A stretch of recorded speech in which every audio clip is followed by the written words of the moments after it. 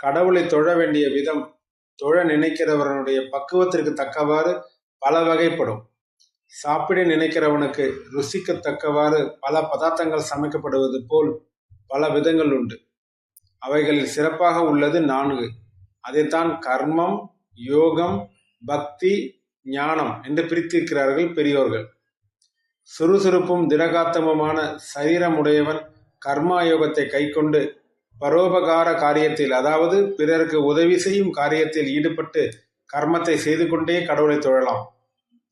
சரீரத்தில் உள்ள உறுப்புகள் எப்படி அமைக்கப்பட்டிருக்கின்றன, அதில் கடவுள் எப்படி நின்று இயங்குகிறார் என்று அனுபவபூர்வமாக அறிய ஆசைப்படுகிறவன் பிராணயாம முறைப்படி ராஜயோகம் பழகலாம்.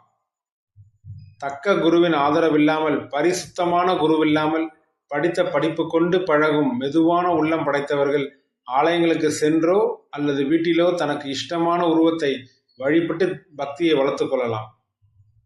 தன்னை மறந்த நிலையில் தெய்வ ஞானம் பெற்று தெய்வ அன்புக்கும் ஆளாகி அன்பின் வடிவமான அகிலாண்ட நாயகனை காணலாம். இதுதான் ராமகிருஷ்ண பரமஹம்சர் போன்ற ஞானிகள் கையாண்ட முறை. நன்றி, வணக்கம்.